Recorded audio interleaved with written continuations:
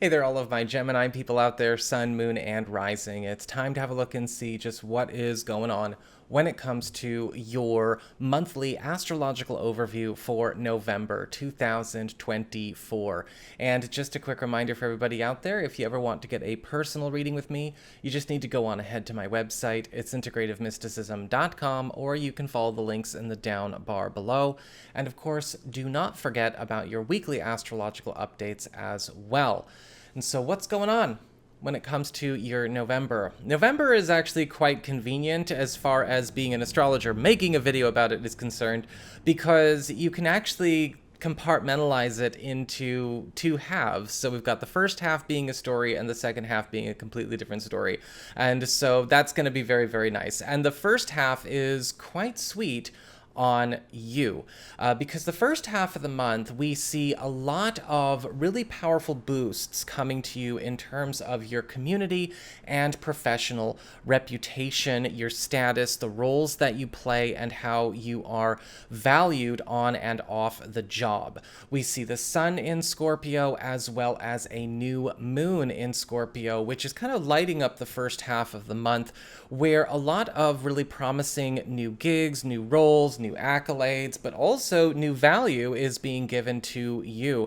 And you may find that this is kind of bringing in both a sense of a better circle, but also better business into your life. Whether this is something that is going to light up your personal, social life, your sense of community out and about town and with others, or this is something that you want to work with as far as elevating yourself in the business and financial world, both of these things are really going to be working hard for you.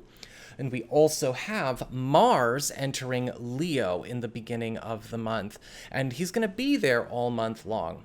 But Mars here is all about activating and transforming your network, right? This is the area of your life that talks about communications with other people, any kind of collaborations, as well as your peer group, and potentially any kind of helpful interference that could be coming in and out of your life. Now, when Mars goes into this part of your chart, you're going to be finding that all of November, honestly, is going to be fraught with hookups, people who are really going out of their way to hook you up with things, maybe even to help you tackle problems, tackle issues that you've been trying to solve on your own, or maybe set you up in some way, especially when it comes to gaining competitive opportunities that maybe you've not been feeling, up to taking or up to grabbing, or things that have just not been all that available before. And this is also a great transit for anybody looking to draw closer an ideal squad or group of fellows or community closer to themselves to really go out and take on the world. We will also have Venus and Mercury working over personal connections as well.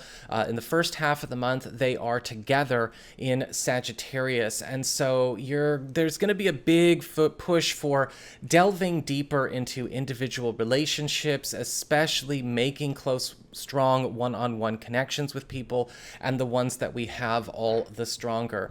Venus is working on bringing in more romantic activity, and so for a lot of you, this could be a very sweet and very affectionate and very sexy month, especially in the first half, but also at the same time, Mercury is there making sure that all kinds of partnerships, be they romantic or professional or platonic, become more efficient, more ambitious, more driven, and more accomplished. And this can also, both Venus and Mercury, draw the ideal people to play those roles and share in those functions with you if you're looking. The second half of the month, things take a little bit more of a mature and serious tone. Venus moves on into Capricorn, and we definitely still see a big focus on intimacy and closeness, because Venus here for you is all about bringing in more vulnerability, but also more intimate exchanges among your closest people, and making things quite hot in the bedroom, romantically speaking, but also lighting things up as far as you being able to attract wealthier opportunities into your life that could be seen as bonuses or extras that you add on. There's a full moon in Taurus that's also, however, taking place around this time. And the second half of the month is also likely going to force you to be ready to start letting certain things come to a close that have been long term. A full moon here for you is probably going to be taking a look at some unfinished business, or maybe even closing up or removing things that have only been a part of our life out of habit or history, but are no longer legitimate or are no longer important to keep around. And this could also be a time where there could be some breakthrough moments, but again, still all for the good. Saturn and Pluto are also going to be making some moves this month. This is the beginning of our step out of the retrograde season. Saturn is turning direct in Pisces and bringing order and discipline to the disordered in your career. Now, this can actually be very, very helpful, especially if you've been feeling like there have been maybe certain blockages or confusions, or maybe even a sense of lostness as it relates to career and financial matters. Saturn here turning direct is kind of forcing things to get on a better road, but it may also create some very tense environmental changes as it relates to maybe your work life or your surroundings or the environment of your line of work at large. But we also have Pluto entering Aquarius around the same time. And this is where we see a lot of overdue transitions, release, and even the destruction of binding influences, kind of cutting you loose from a lot of bubbles, a lot of containers, or a lot of containing influences that have maybe been keeping you stuck in life.